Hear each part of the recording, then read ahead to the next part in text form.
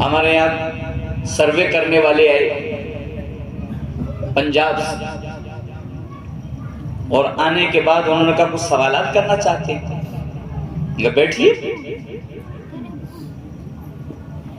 क्या सवाल करना चाहते हैं? कुछ आपसे करेंगे, कुछ बच्चों से करेंगे, कुछ बच्चों के सरपरस्तों से करेंगे। मैंने कहा बैठ जाइए। मैंने कहा जो रजिस्टर आप लेकर के आए हैं, हर हमारे सवाल का जवाब आपको उसमें लिखना होगा, और जब आप लिख देंगे उसके बाद अगला सवाल करने का हक होगा। ठीक है। तो पहला सवाल उन्होंने हमसे तो ये किया कि आप ये मदरसा खोलकर चंदा करने वालों की टीम तैयार कर, चंदा करने वालों की टीम तैयार कर।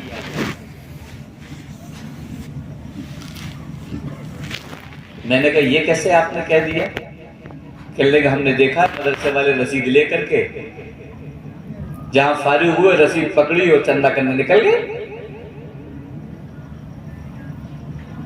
आप कौम को यही बनाना चाहते? मैंने उनसे पूछा कि अच्छा ये बताइए, सदर जमहूरिया को और वजीर आजम को तनख्वाह कहां से मिली? दफन किए हुए पैसे निकाले जाते हैं या पेड़ से झड़ते?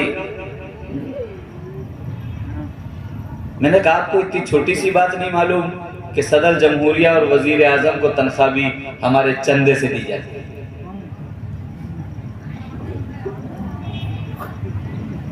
ये नगर पालिका वाले बड़ी बड़ी रसीदें लेकर के सड़क के किनारे जो आलू भी बेच रहा होगा, प्याज भी बेच रहा होगा, उसकी भी रसीदें काट रहे हैं।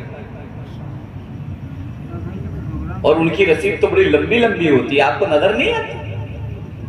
वो मदरसों वाले की छोटी सी रसीद आपको नजर आ गई, और इतनी बड़ी रसीद? कौन सा मुल्क है जो बगैर चंदे के चल रहा है? मैंने कहा बता सकते? कौन सा काम है जो बगैर चंदे के हो रहा है? आप बता सकते? जितने हाईवे बन रहे हैं, सड़क बन रही है, नाम तो होता है फलाना बनवा रहा है, फलाना बनवा रहा है, जी हमारे चंदे से बनते। टोल टैक्स, ये टोल क्या है? नाम तुमने बदल दिया। वो तो चंदा ही रहा है हमसे। हर निकलने वाला चंदा दे रहा है, तब ये सड़क तैयार होती है। सारी सड़कें चंदे से बन रही हैं, सारे मुल्क चंदे से चल रहे हैं, सारी महकमे चंदे कर रही हैं। तुम्हें किसी का चंदा नजर नहीं आता, सिर्फ मदरसे का ही चंदा नजर आता है। क्यों लोगों को धोखा देना चाहते हो?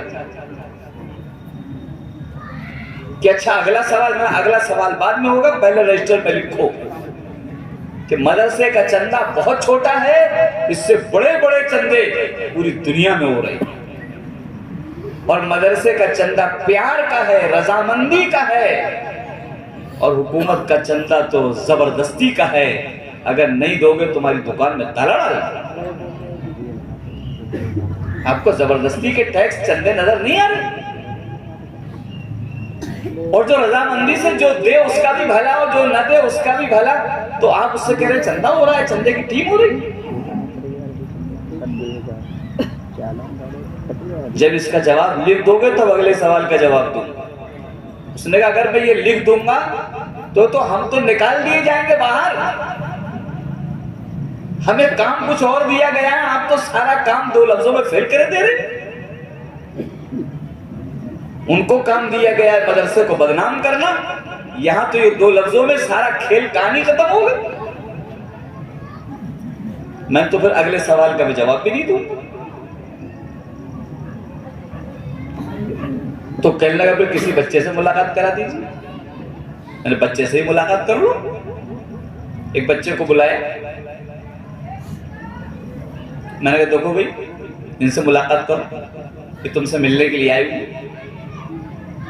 अल्लाह से दुआ कर रहा था कि अल्लाह आपने जैसे मेरे जहन में जवाब डाला और इसे लाजवाब कर दिया, इस बच्चे के जहन में भी डाल दे कोई जवाब, पता नहीं क्या सवाल करे। मुझसे ही ऐसा टेढ़ा सवाल किया है कि न जाने कितने मुसलमान इस वर्ष में मुब्तला हो गए कि हाँ हाँ ये तो सिर्फ चंदे वाले हैं। सैकड़ों मुसलमान ये बात कहने लगे, जबकि बात तो किसी दुश्मन ने फैलाई थी। अब ये बच्चे से मुखातब हुआ और इन्होंने पूछा कि तुम अपना स्टेटस, अपना मकाम इस दुनिया में क्या देखते हो? यहां मदरसे में क्या करने आए हो? क्या मिल जाएगा तुमको? कुछ नजर आ रहा है तुम्हें अपना मुस्तकबिल? वही मिलेगी चंद हजार रुपए की नौकरी? तो अब इस बच्चे ने बरजस्ता अल्लाह की तरफ से उसने जवाब दिया। उस वक्त अबुल कलाम साहब जो थे वो सदर जमहूरिया थे और एक दिन पहले जुमा था। वो दिल्ली में किसी मस्जिद में जुमा पढ़ने पहुंचे थे और उसका फोटो फर्स्ट पेज पर छपा था कि सदर जमहूरिया नमाज जुमा अदा करते हुए फलानी मस्जिद में। वो बच्चे की नजर पड़ गई। बच्चे ने बरजस्ता कहा कि आप मेरा स्टेटस पूछ रहे? क्या? कहने लगे, उस बच्चे ने कहा कि हमें तो इतनी ऊंची पढ़ाई पढ़ाई जा रही है, हमको तो इतना अजीम इल्म दिया जा रहा है कि पूरे हिंदुस्तान में उतना बड़ा कोई भी नहीं। कहने लगे, ऐसे कैसे हो जाए? कैसे ऐसे हो जाएगा कि हिंदुस्तान में सबसे बड़ा ओहदा सदर जमहूरिया का है। अगर सदर जमहूरिया साहब को नमाज पढ़नी होगी तो हमारे पीछे खड़े होंगे, हमसे आगे नहीं खड़े हो सकते। आप हमारा मकाम पूछ रहे हैं?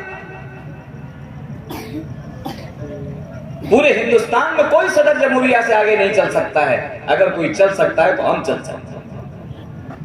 और नहीं यकीन आए, कल का अखबार उठा के देख लीजिए, उसने रजिस्टर बंद कर दिया, अपना सारी फाइल बंद कर दी। मैंने कहा इनके सरपरस्तों को बुला दूं, कल यहाँ की बड़ी टेढ़ी खीर। मैंने कहा आप तो सब मदरसों के सर्वे करने आए हैं, आइए मैं आपको और मदरसे में ले चलता हूं। कि नहीं, आपके साथ कहीं भी नहीं जाएंगे। उन्होंने सारा रजिस्टर अपना बैग उठाया और वहां सब रवाना हो। तो धोखे दिए जाते हैं, उल्टे सीधे निजाम बनाए जाते हैं और लोगों को धोखे में डाला जाता है। ईमान वालों को भी धोखे में ना आना। कुरान मुकद्दस से बड़ी कोई चीज है नहीं। जितना इल्म इसमें है, ऐसा इल्म पूरी दुनिया कयामत तक नहीं ला सकती।